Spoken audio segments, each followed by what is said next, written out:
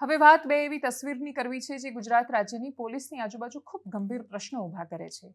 એક રાજકોટના પોલીસ સ્ટેશનની હદનો એમની નજીકનો એક વિડીયો છે કે જેમાં એક કથિત સાધુ, કથિત પણ નહીં, આમ તો એમને સાધુ પણ કેવી રીતે કહેવાય સવાલ છે, પણ છતાં એ પોતાને કહે છે સાધુ, એટલે આપણે એમને સાધુ તરીકે સંબોધીશું.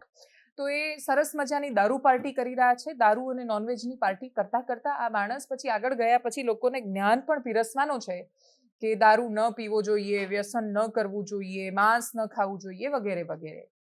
રાજકોટની સીમનો એક વિડીયો છે, એવો એક એનાથી એક ગજબ વિડીયો એ છે કે અમદાવાદના એક પોલીસ સ્ટેશનમાં, એટલે કાગડાપીઠ પોલીસ સ્ટેશનમાં અમારી ટીમને એક કામ સંદર્ભે બીજી એક જગ્યાએ જવાનું થયું અને અનાયાસે ત્યાં જઈને પહોંચ્યા.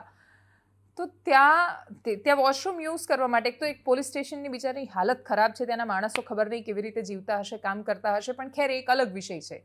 કાગડાપીઠ પોલીસ સ્ટેશનમાં એના બાથરૂમની આજુબાજુ અને બધે ગ્રાઉન્ડમાં ચારેય બાજુ ખાલી દેશી દારૂની પોટલી નથી પડી, વિદેશી દારૂના બધી અલગ અલગ બ્રાન્ડની બોટલ પડેલી છે ત્યાં.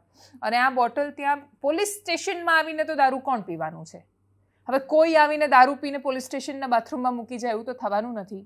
એવું થયું હોય તો પોલીસને પહેલાં ખબર પડે કે ભાઈ તમારા પોલીસ સ્ટેશનમાં આવીને કોણ દારૂ પીને ગયું, ત્યાંના બાથરૂમમાં આવીને કોણ દારૂ પીને ગયું.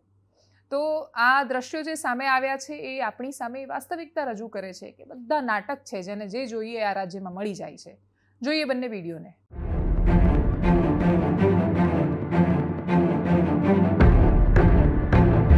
સ્ટેશનનું પ્રીમાઇસિસ છે ને, તો અહીંયા કોઈ બી આવીને દારૂની બોટલો ખાલી મૂકીને જાય ને પોલીસને ખબર પણ ના પડે, એવું તો ના થાય ને. એટલે ઉલ્લુ કોને બનાવે છે ખબર નથી.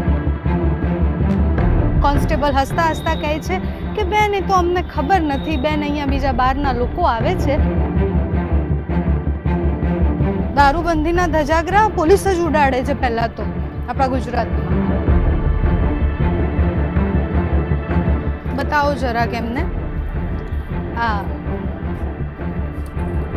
સ્વચ્છ ભારત અભિયાન અને રસ્તા પર મૂકવાનું જે હોય કચરા પેટી, એનો સરસ ઉપયોગ અહીંયા થઈ રહ્યો છે પોલીસ સ્ટેશનમાં. આ તમે જુઓ, આ બી બતાવો અહીંયા છે.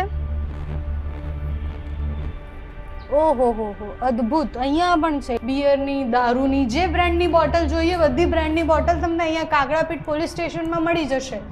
ગ્લાસ સહિત મૂકેલી બોટલો છે બધી જ.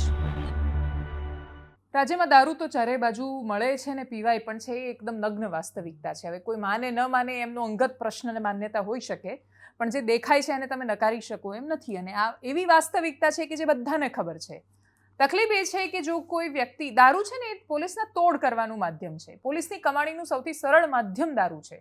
એટલા માટે દારૂ છે કેમ કે કોઈ વ્યક્તિ જેમ કે બહારથી આવ્યો છે, એની ગાડીમાં એક ખાલી થયેલી બોટલ પડી છે, તો પણ પોલીસને સૌથી મોટો રસ્તો મળશે કે ગમે તેમ કરીને આનો તોડ કરી નાખવો છે. પેલી જે કહેવત છે ને કે ન્યાય નીતિ સૌ ગરીબને, મોટાને સૌ માફ, વાઘે માર્યો માનવી એમાં શો ઇન્સાફ. તો પોલીસ ઇન્સાનિયતથી ખાસી દૂર થઈ રહી છે આ બધી વાતોમાં. એટલી હદે તોડ કરે છે ને એમાંય જો પૈસાવાળો માણસ જોયો, પૈસાવાળા માણસો ડરતા બહુ હોય છે પોલીસથી. જે સામાન્ય માણસો પોટલી પીધેલાનો તો કોઈ દિવસ તોડ નથી થતો. કચ્છનો એક વિડીયો સામે આવ્યો હતો, એક પોટલી પીધેલાએ પોલીસની ગાડી રોકી, પોલીસ ઊભી રહી, પેલો સાઈડ પર ગયો એટલે પોલીસવાળા આગળ ગયા. એની પાસે શું તોડ કરવાના? પણ એની જગ્યાએ કોઈ મર્સિડીઝ ગાડીમાં ખાલી થયેલી દારૂની બોટલ મળશે તો પણ એને ધમકાવીને ગચકાવીને એની પાસેથી રૂપિયા વસૂલશે. એટલે જો તમારી પાસે પૈસા છે અને તમે ભૂલથી પણ ભૂલ કરો છો તો આ પોલીસ તમને પૈસાથી તોડી નાખે છે. એટલી બધી હેરાન પરેશાન કરે છે. એટલે એ સંજોગોમાં પોલીસ સ્ટેશનમાં દારૂની બોટલો, પીધેલી દારૂની બોટલો દેખાય તો એનાથી એમને શરમ આવતી હશે? મારા પ્રશ્નનો જવાબ કદાચ ના છે. એનાલિસિસમાં અત્યારે બસ આટલું જ. જો આપ અમને યુટ્યુબ પર જોઈ રહ્યા છો તો સબસ્ક્રાઇબ કરો, ફેસબુક પર જોઈ રહ્યા છો તો ફોલો કરો, અમારા વિડીયોને શેર કરો. નમસ્કાર.